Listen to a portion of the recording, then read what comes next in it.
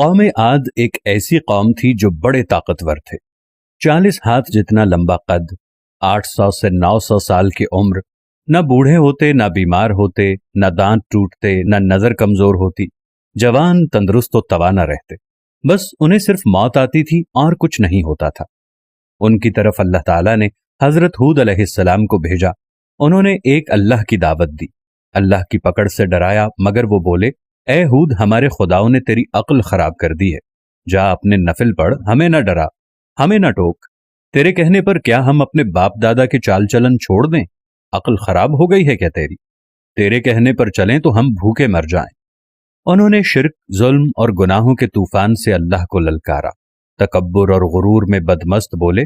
اب قوم عاد نے تو بے وجہ سرکشی شروع کر دی ہے اور کہنے لگے، ہم سے زوراور کون ہے؟ کیا انہیں نظر نہ آیا کہ جس نے انہیں پیدا کیا وہ ان سے زیادہ زوراور ہے؟ وہ آخر تک ہماری آیتوں کا انکار کرتے رہے۔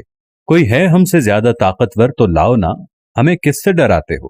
اللہ نے قحط بھیجا، بھوک لگی، سارا غلہ کھا گئے، مال مویشی کھا گئے، حرام پر آ گئے، چوہے بلی کتے کھا گئے، سانپ تک کھا گئے، درخت گرا کر اس کے پتے کھا گئے، بھوک نہ مٹی، نہ بارش ہوئی، نہ قطرہ گرا، نہ غلہ اگا۔ پھر تنگ آ کر اپنا ایک وفد بیت اللہ بھیجا۔ ان کا دستور تھا جب مصیبت آتی تو اوپر والے کو پکار اٹھتے، جب دور ہو جاتی تو اپنے بتوں کو پوجنے لگتے۔ وفد بیت اللہ گیا اور کہا کہ ہمارے لیے اللہ سے دعا کرو کہ بارش برسائے۔ اللہ نے 3 بادل پیش کیے، کالا، سفید اور سرخ۔ اللہ نے فرمایا، ان میں سے ایک کا انتخاب کرو۔ انہوں نے آپس میں مشورہ کیا کہ سرخ میں تو ہوا ہوتی ہے، سفید خالی ہوتا ہے، کالے میں پانی ہوتا ہے، کالا مانگو۔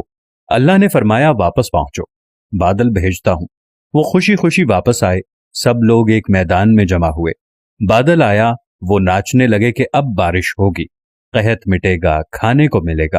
انہیں کیا خبر تھی کہ وہ بارش نہیں، اللہ کا عذاب ہے جو وہ ہود علیہ السلام سے کہتے تھے کہ لے آ جس سے ہم کو ڈراتا ہے۔ اس بادل میں ایسی تند و تیز ہوا تھی کہ جس نے ان کو اٹھایا، مارا، ان کے گھر اڑا دیے۔ 40 ہاتھ قداور لوگ تنکے کی طرح ہوا میں اڑ رہے تھے۔ ہوا ان کے سروں کو ٹکراتی تھی، اتنی زور سے ٹکراتی تھی کہ ان کے بھیجے نکل نکل کر منہ کو لٹک گئے۔ بعض لوگ بھاگ کر غار میں گھس گئے کہ یہاں تو ہوا نہیں آ سکتی۔ وہ یہی سوچ رہے تھے، مگر میرے رب کا حکم ہو کر رہتا ہے۔ ہوا غار میں بگولے کی طرح داخل ہوتی اور ان کو باہر اٹھا کر پھینک دیتی۔ اللہ نے فرمایا، کیا کوئی باقی بچا ہے؟ اللہ نے ان کو ہلاک کر دکھایا کہ جب تم اللہ کی اور اس کے رسول کی نافرمانی کرو گے تو اللہ تم پر ایسی جگہ سے عذاب بھیجے گا جہاں سے تمہیں گمان بھی نہ ہوگا۔